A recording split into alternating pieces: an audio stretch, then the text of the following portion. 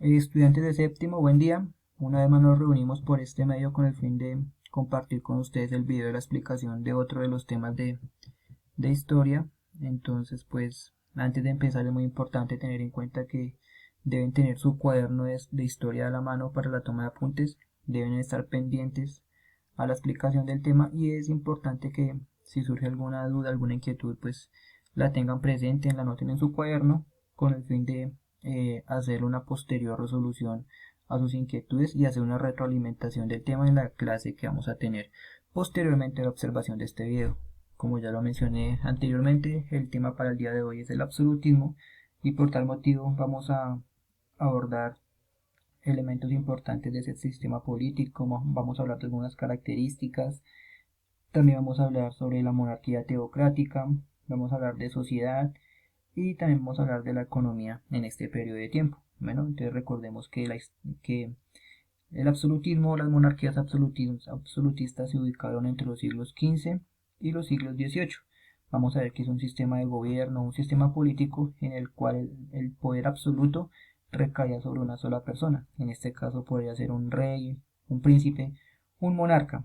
Eh, bueno, este sistema político pues surge como una nueva forma de organización de las sociedades después del medioevo. Vamos a ver que pues termina con el sistema feudal en el cual se caracterizaba por las relaciones de vasallaje y explotación de la tierra. Vamos a ver que en este sistema feudal pues la principal figura o la figura más representativa pues era el señor feudal y pues este entregaba unos feudos o unas porciones de tierra a unos siervos quienes eran los que explotaban la tierra y la riqueza pues en esta época pues se enmarcaba en la explotación de la tierra. Bueno, también vamos a ver que para esta época pues comienzan los primeros rasgos del capitalismo que en principio pues se enmarca en la agricultura y en del trabajo artesanal, pero vamos a ver que esto es en un capitalismo primitivo, o sea, en los orígenes, en las raíces del capitalismo. En cuanto a las características de este sistema, pues es muy importante pues tener en cuenta las siguientes. Eh, la centralización. Vamos a ver que pues el poder estaba centralizado. ¿Qué quiere decir eso? Pues que todo el poder estaba a cargo de una sola persona, quien era el rey, y él pues dominaba de manera absoluta al rey y podía crear, modificar las leyes a su antojo, ¿sí? Él era también quien administraba pues la justicia.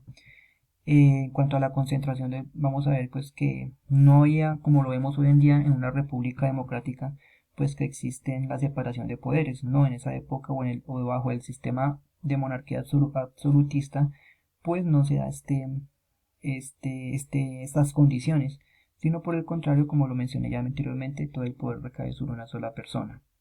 El recaudador es la figura, un personaje, un funcionario que establecía y era quien cobraba los impuestos. Vamos a ver que pues los impuestos se imponían con la intención de mantener el reino, de mantener el rey y mantener pues sus funciones. ¿Quiénes no pagaban ni los impuestos? Especialmente la nobleza, el clero y la corona no pagaban impuestos.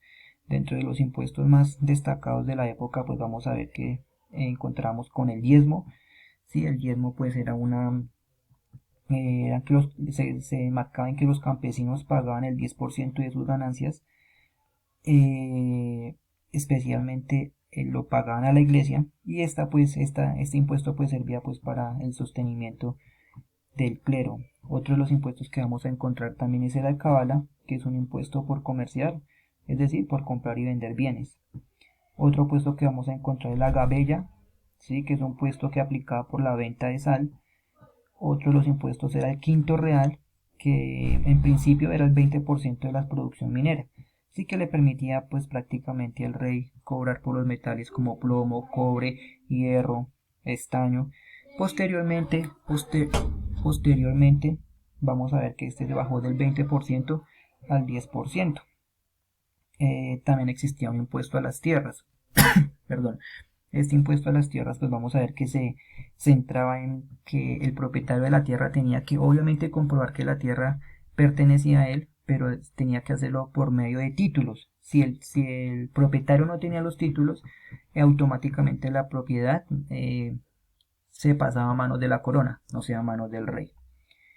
Dentro de las características, pues también vamos a encontrar pues que el ejército pues va a constituir el aparato muy importante dentro del reino, puesto quien es quien impone control y protección y seguridad pues al reino en general, y pues permite al rey permanecer en el poder. En cuanto a la diplomacia, vamos a ver que la diplomacia pues se enmarca en las relaciones políticas con los demás estados, pero sin llegar a la guerra. Me permitía leer esta parte. Bueno, ahora vamos a hablar de la monarquía teocrática y vamos a ver que pues la monarquía teocrática surge porque el rey como rey supremo pues tenía la necesidad, y con el poder absoluto obviamente pues le surge la necesidad de comenzar a entablar relaciones con otras entidades, especialmente para este caso pues con la iglesia. Es así, de esta manera como pues surge la monarquía teocrática, en donde el rey eh, en cuanto a las decisiones y la imposición de poder, el ejercicio de poder, pues coincidía también con los líderes de la iglesia. Vamos a ver que toda ley impuesta por el rey pues estaba bajo las condiciones de que se hacía que era en nombre de Dios. Vamos a ver que la monarquía teocrática pues gozaba de algunos principios. El primer principio pues enmarca el ungimiento real. Este ungimiento real pues básicamente era un sacramento que tenía que hacer el rey y que evidencia pues el vínculo que el rey tenía con Dios. Posteriormente vamos a ver también que el rey como protector del reino es otro de los principios de la monarquía teocrática, y esta se va a enmarcar prácticamente en el uso y mandato sobre el ejército. ¿Sí? Vamos a ver que pues el ejército se convierte en el elemento principal pues para que el rey pueda mantener el control, pueda mantener su reino, pueda mantener las condiciones y beneficios propios que hasta el momento pues pueda lograr. Vamos a ver también que el rey no tenía ningún vínculo social ni ningún vínculo jurídico con la sociedad, por lo cual en la época se decía que el rey estaba por encima de las leyes, ¿sí? Teniendo en cuenta que pues que el poder del rey pues se caracterizaba que era un poder otorgado por Dios, ¿sí? Era una gracia divina por Dios. Bueno, ahora es muy importante hablar sobre algunas características de la monarquía teocrática. Para esto es importante hablar sobre la ley religiosa. Vamos a ver que en cuanto a la ley religiosa, pues esta se va a marcar en los diferentes ámbitos de la vida de la sociedad, puesto que todos los ciudadanos, inclusive los reyes, los gobernantes, pues tenían que estar condicionados a las leyes religiosas. Esto con el fin de formar unos nuevos hábitos de vida, unos nuevos estilos de vida que iban en pro de las condiciones impuestas pues por la iglesia. La unificación de la religión. Entonces vamos a ver también que por ejemplo no había libertad de culto, ¿sí? Los mandatos, las condiciones de estilos de vida pues iban a estar bajo las condiciones de la religión que dominaba en el territorio. Bueno, ahora en cuanto a economía pues es muy importante mencionar que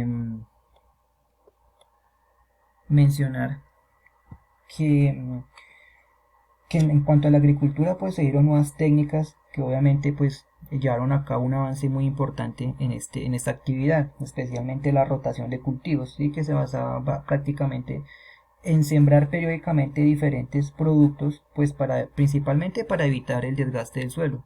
Pero vamos a ver que posteriormente esta actividad de la agricultura pues estuvo acompañada de otros elementos como el uso de abono.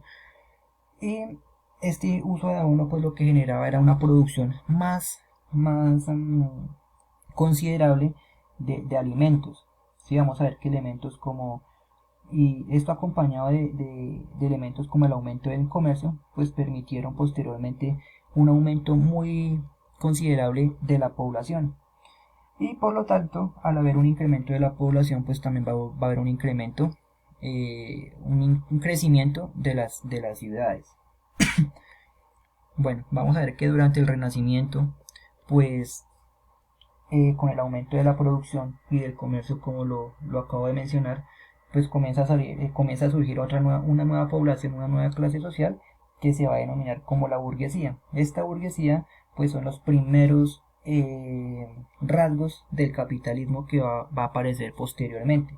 Si vamos a denominar el capitalismo como un sistema social, político y económico en el cual pues se basa en la propiedad privada y donde la riqueza es acumulada por algunas pocas personas, mientras que los demás, las demás personas que son en su mayoría eh, el resto de la población, pues tienden a ser pobres y posteriormente esto va a ser una lucha de clases entre la burguesía y el proletariado dentro del sistema capitalista. Vamos a ver también que durante el Renacimiento, pues, y durante este Renacimiento, pues van a aparecer los primeros bancos, ¿sí? Especialmente eso se centraban obviamente en el préstamo de dinero, pero a los comerciantes. Bueno, vamos a hablar ahora sobre las instituciones sociales y vamos a ver que durante esta época, pues se enmarcó la sociedad de tres maneras: en la nobleza, el clero y el tercer estado. En cuanto a la nobleza, pues vamos a ver que principalmente estaba enmarcada por el rey, y el rey era quien daba, en esta época el rey daba cargos políticos, cargos eclesiásticos, cargos políticos, cargos de gran importancia en el reino, pues con el fin de que, ¿a quién los daba? Los daba a familiares, amigos, a las personas más allegadas, pues con el fin de controlar de manera más completa pues el Estado. ¿Sí? En cuanto al clero, pues vamos a ver que el clero pues se desarrolla un papel político muy importante en la medida en que obtuvo grandes beneficios económicos pues propios, y además de pues también es muy importante mencionar que desarrolló grandes actividades en cuanto a lo artístico y lo cultural. Y en cuanto al tercer estado, pues es muy importante que esta se de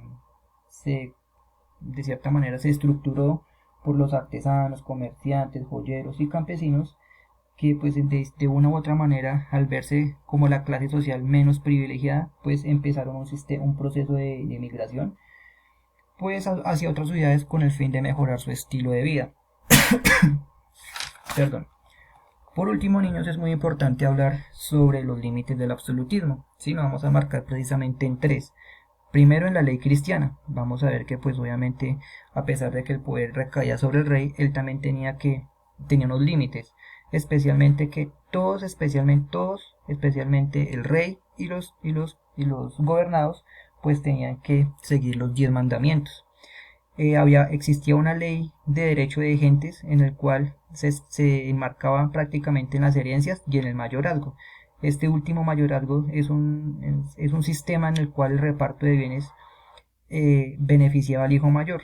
¿Sí? Toda la herencia pertenecía al hijo mayor con el fin de no acabar o de no disgregar eh, el patrimonio de toda la familia.